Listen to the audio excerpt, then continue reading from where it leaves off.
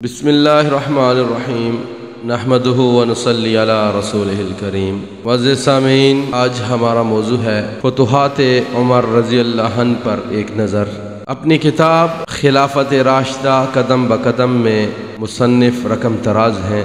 حضرت عمر رضی اللہ عنہ کے زمانے میں شام، عراق، جزیرہ، خوزستان، عجم، آرمینیا، آذربائیجان، فارس، کرمان، خراسان اور مکران فتح ہوئے۔ بلوچستان کا کچھ حصہ بھی فتح ہوا۔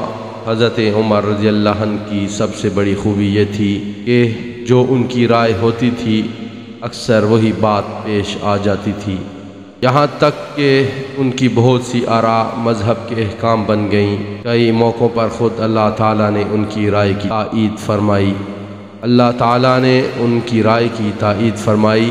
اس کی کچھ مثالیں پیش خدمت ہیں۔ نماز کے اعلان کے لیے جب ایک طریقہ طے کرنے کا مسئلہ سامنے آیا تو لوگوں نے مختلف مشورے دیے۔ کسی نے کہا ناقوس بجا لیا جائے، کسی نے نکارہ بجانے کی رائے دی، کسی نے آگ جلانے کی بات کہی، لیکن اس وقت حضرت عمر رضی اللہ عنہ نے یہ رائے دی کہ کیوں نہ ایک آدمی مقرر کیا جائے جو نماز کی منادی کیا کرے۔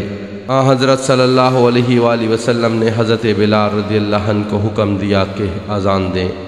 چنانچہ یہ پہلا دن تھا جب اذان کا طریقہ شروع ہوا، اور در حقیقت اذان سے بہتر کوئی اور طریقہ ہو ہی نہیں سکتا تھا۔ دوسری مثال میں بدر کے قیدیوں کا معاملہ پیش آیا تو جو رائے حضرت عمر رضی اللہ عنہ نے دی وہی بھی اسی کے مطابق نازل ہوئی۔ حضرت صلی اللہ علیہ وآلہ وسلم کی ازواج مطہرات پہلے شرعی پردہ نہیں کرتی تھیں کیونکہ پردے کا حکم نازل نہیں ہوا تھا۔ حضرت عمر رضی اللہ عنہ کو بار بار اس بات کا خیال آیا۔ آخر انہوں نے عرض کر ہی دیا کہ اے اللہ کے رسول، پردہ کرایا کریں۔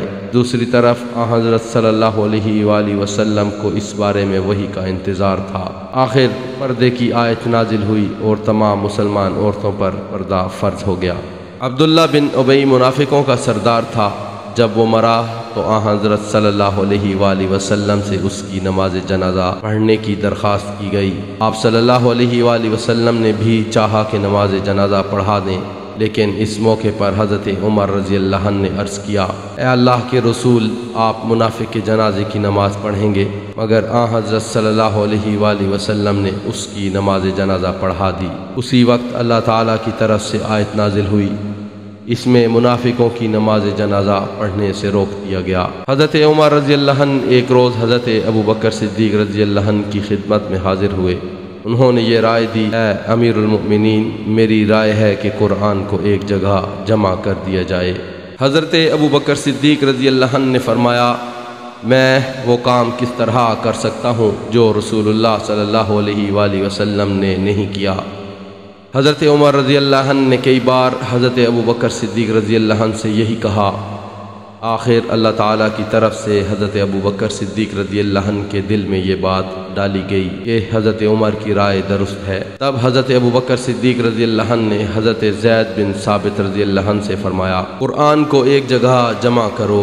حضرت زید بن ثابت رضی اللہ عنہ کاتب وحی تھے۔ یہ سن کر انہوں نے کہا، میں وہ کام کیسے کر سکتا ہوں جس کا حکم حضرت صلی اللہ علیہ وآلہ وسلم نے مجھے نہیں دیا۔ اب حضرت ابوبکر صدیق رضی اللہ عنہ نے بار بار ان سے یہ بات فرمائی۔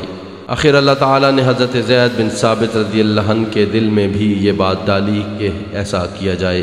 اس طرح قرآن ایک جگہ جمع ہو گیا، ورنہ پہلے یہ مختلف جگہوں پر مختلف لوگوں کے پاس تھا، اور ایسا حضرت عمر رضی اللہ عنہ کی رائے سے ہوا۔ اس قسم کے کئی اور بھی واقعات پیش آئے جب حضرت عمر رضی اللہ عنہ کی رائے ہی درست ثابت ہوئی۔ آپ رضی اللہ عنہ حضرت صلی اللہ علیہ وآلہ وسلم کے تعلق کا بہت لحاظ رکھتے تھے۔ جب صحابہ وغیرہ کے روزینے مقرر کرنے کا ارادہ فرمایا تو حضرت عبد الرحمن بن عوف رضی اللہ عنہ کا مشورہ یہ تھا کہ حضرت عمر رضی اللہ عنہ کا روزینہ سب سے پہلے مقرر کیا جائے۔ حضرت عمر رضی اللہ عنہ نے فرمایا، نہیں، سب سے پہلے حضرت صلی اللہ علیہ وآلہ وسلم کے متعلقین کے مقرر کیے جائیں گے۔ چنانچہ سب سے پہلے بنو ہاشم سے شروع کیے گئے۔ ان میں بھی حضرت علی اور حضرت عباس رضی اللہ عنہم سے ابتدا کی گئی۔ بنو ہاشم کے بعد حضرت صلی اللہ علیہ وآلہ وسلم سے نسبت میں قریب بنو امیہ تھے۔ پھر بنو عبد الشمس اور پھر بنو نوفل، پھر عبد العزا، یہاں تک کہ حضرت عمر رضی اللہ عنہ کا قبیلہ بنو عدی 5ویں نمبر پر تھا۔ اسی درجے میں اسے رکھا گیا، اسی ترتیب سے سب کے نام لکھے گئے۔ تنخواہوں کی مقدار میں بھی اسی ترتیب کا لحاظ رکھا گیا۔ سب سے زیادہ تنخواہیں اصحاب بدر کی تھیں۔ حضرت حسن اور حضرت حسین رضی اللہ عنہما اگرچہ اصحاب بدر میں شامل نہیں تھے، یہ بدر کی لڑائی کے وقت بہت چھوٹے تھے، لیکن ان کی تنخواہیں اسی حساب سے مقرر کیں اور یہ سب سے زیادہ مقدار تھی۔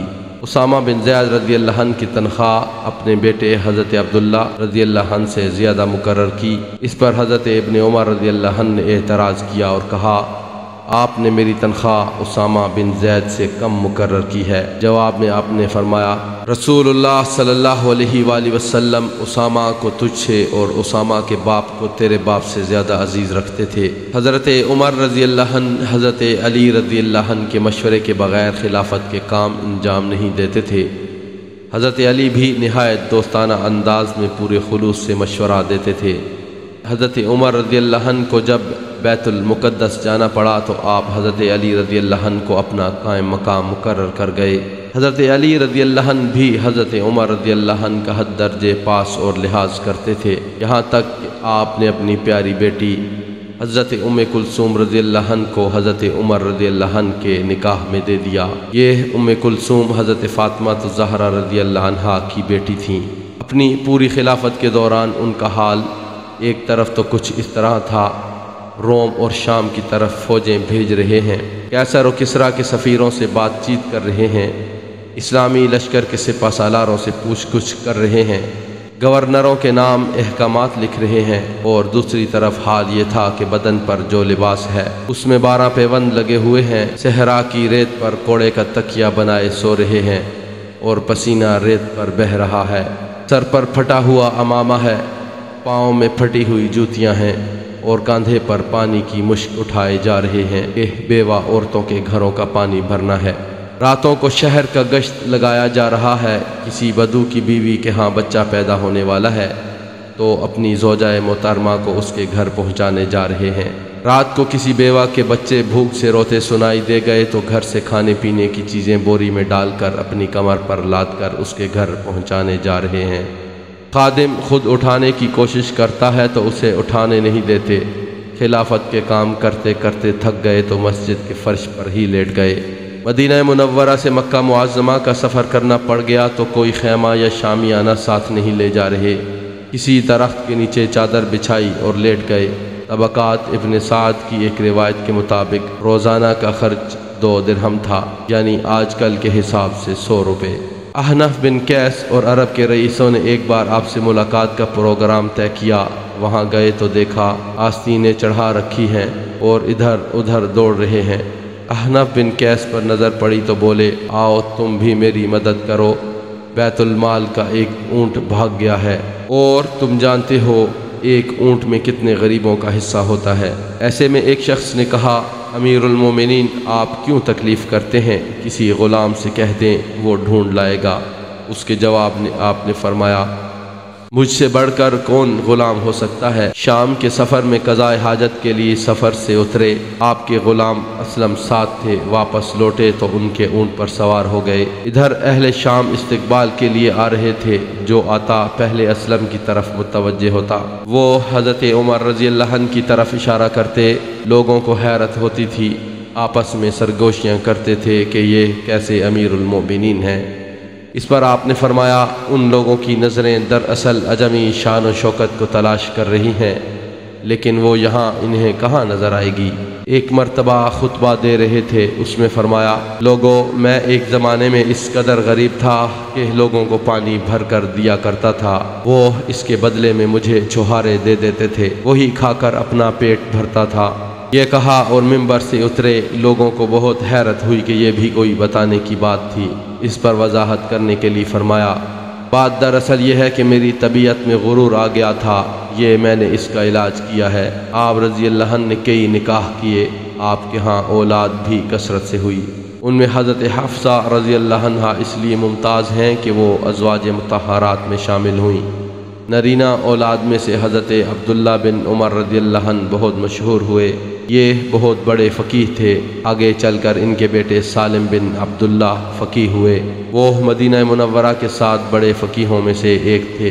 حضرت عبداللہ بن عمر رضی اللہ عنہما کے علاوہ آپ کے بیٹے عاصم رضی اللہ عنہ بھی بہت بڑے عالم فاضل ہوئے۔ آپ کے بارے میں یہ بات مشہور ہے کہ دنیا میں اگر ایک اور عمر پیدا ہو جاتا تو ساری دنیا میں اسلام عام ہوتا۔ غرض آپ کی خوبیوں کو شمار کرنا ہمارے لیے ممکن نہیں۔ اللہ تعالیٰ آپ پر کروڑ کروڑ رحمتیں نازل فرمائے، آمین۔ جزاک اللہ خیر۔